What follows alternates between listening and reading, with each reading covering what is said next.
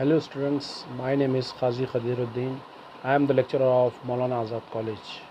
Today we will be discuss and see here the chapter number 3rd, the last point of your chapter, variation and changes of demand.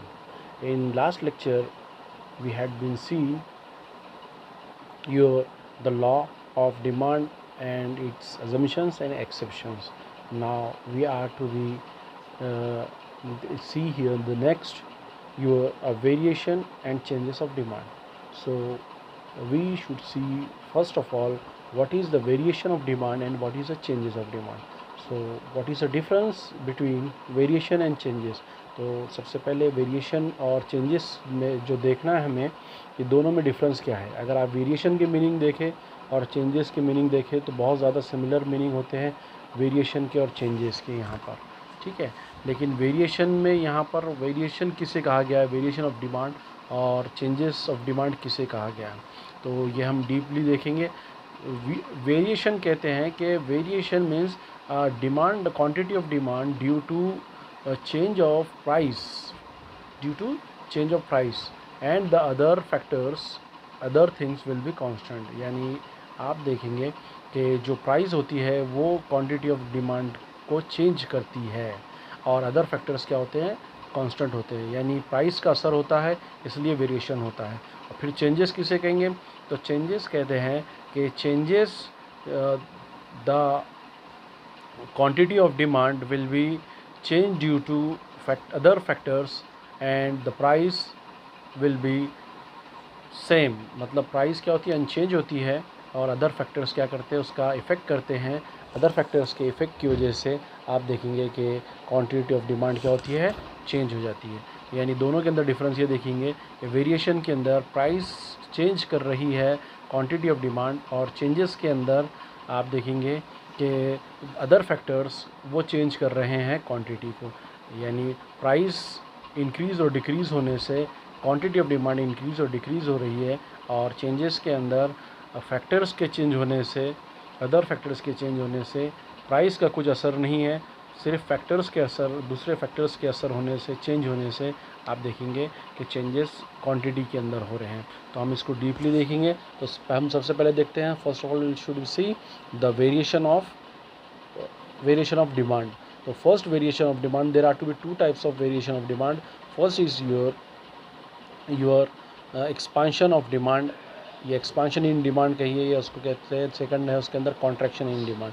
Expansion कहते हैं कोई चीज़ का फूलना या उसका फैलना, उसके कहते हैं आप एक्सपांशन, एक्सपांड होना.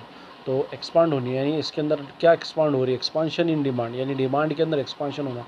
कब डिमांड के अंदर एक्सपांशन होता है, तो सिंपल सा लॉ है कि जब आप वेरिएशन देख रहे हैं, वेरिएशन इन डिमांड के अंदर, तो एक्सपांशन होता है आपका जब आपकी प्राइस जो है वो आपकी डाउन हो रही है.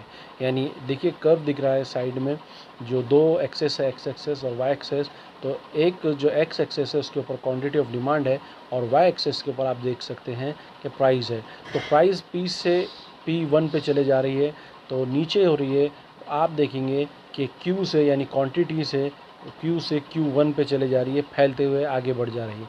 यानी price due to change your quantity of demand, यानी प्राइस की वजह से क्या चेंज हो रहा है, क्वांटिटी ऑफ डिमांड चेंज हो रहा है. When the price will be fallen then quantity of demand will be increasing. तो एक लाइन दिख रही है, देखिए आपको डी लाइन, डिमांड लाइन दिख रही है, उसमें ए पॉइंट से जो है लाइन सरकते हुए बी पॉइंट पर जा रही है. यानी इसका मतलब यह है कि ये आपका एक्सपांशन है, ए से लेके बी तक जो जाना है डिमांड का, that is called as a expansion in demand.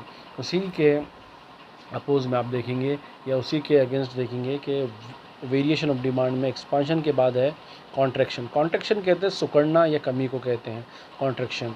किसी चीज़ का सिकुड़ना आप बोलते हैं, या किसी चीज़ की कमी या कम होना, उसको कहते हैं कॉन्ट्रैक्शन. तो आप देखेंगे कि दो साइड में जो चल रहे कर्व, उसमें देखिए कि कॉन्ट्रैक्शन की जो कर्व है उसके अंदर एक्स एक्सेस पे भी क्वांटिटी ऑफ डिमांड बताया गया है और वाई एक्सेस पे प्राइस बताया गया है.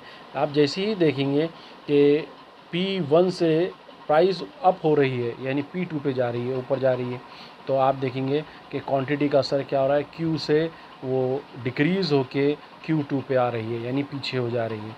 तो अब इसकी जो लाइन बनती है इसको लाइन को कहते हैं DD लाइन।